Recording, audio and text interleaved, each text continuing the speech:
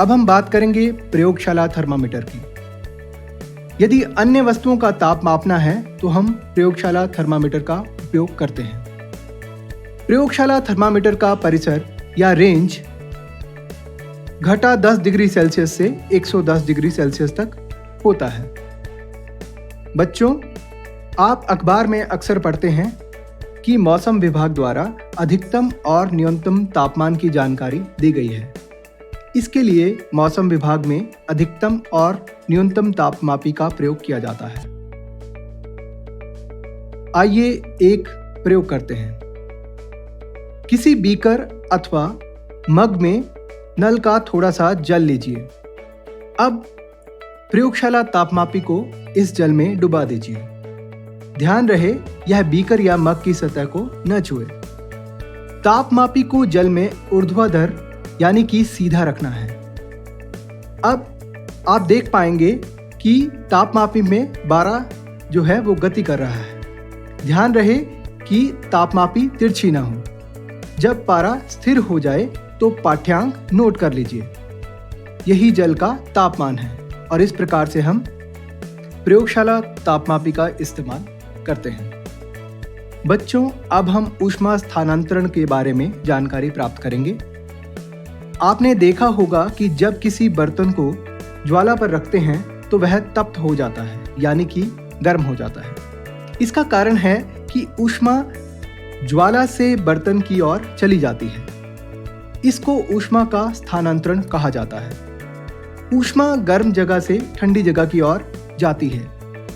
ऊष्मा का स्थानांतरण कई तरीकों से हो सकता है। हम एक क्रिया करेंगे और इसके बारे में जानकारी प्राप्त करेंगे। किसी भी धातु की एक छड़ लीजिए। हम यहाँ पर लोहे की एक छड़ ले रहे हैं। उस छड़ के ऊपर मोम की सहायता से कुछ पिंस को चिपका लीजिए। इसके पश्चात इस छड़ को हम एक जलते हुए बर्नर के पास ले जाएंगे या फिर जलती हुई मोमबत्ती को इसके पास लाएंगे। अब आप देखते हैं कि यह पिंस मोम के पिघलने के कारण धीरे धीरे करके एक एक करके गिरती जाएंगी। सबसे पहले ज्वाला के पास वाली पिन गिरती है। क्या आप बता सकते हैं कि ऐसा क्यों होता है? ऐसा इसलिए होता है कि ऊष्मा का स्थानांतरण गर्म सिरे से ठंडे सिरे की ओर होने लगता है और इस प्रक्रम को चालन कहा जाता है। ठोसों में ऊष्मा का स्थानांतरण चालन द्वारा होता है।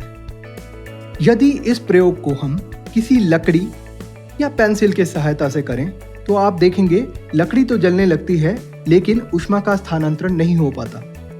ऐसे पदार्थ जो अपने में से ऊष्मा को होकर नहीं जाने देते वह ऊष्मारोधी कहलाते हैं। इसी प्रकार जो पदार्थ अपने में से ऊष्मा को आसानी से बहने देते हैं सुचालक कहलाते हैं। उदाहरण के लिए एल्युमिनियम, लोहा इत्यादि। और कुचालक के उदाहरण हैं लकड़ी, प्लास्टिक इत्यादि। अब हम ऊष्मा के स्थानांतरण की दूसरी विधि के बारे में जानकारी लेंगे। इसकी जानकारी लेने के लिए हमें चाहिए एक राउंड बॉटम फ्लास्क। इस राउंड बॉटम फ्लास्क को गोल पैंदे वाला फ्लास्क कहा जाता है। इसमें हम कुछ जल की मात्रा लेंगे और इसे बर्नर के ऊपर रख देंगे। ठहर जाइए, अभी हमें बर्नर को नहीं चलाना है। सबसे पहले हम जल को स्थिर होने देंगे और इस जल में हम परमैंगनेट के कुछ क्रिस्टल लेंगे। इसके पश्चात हम बर्नर को चला देंगे। आप देखेंगे कि पोटेशियम परमैंगनेट के क्रिस्टल पानी के साथ धीरे धीरे ऊपर उठने लगे हैं। पानी की जो सतह है जो बर्नर के पास है वहां पर पानी गर्म होना शुरू हो जाता है और गर्म होकर धीरे धीरे ऊपर की ओर उठता है। इस विधि को संवहन विधि कहा जाता है और यह ऊष्मा स्थानांतरण की एक विधि है।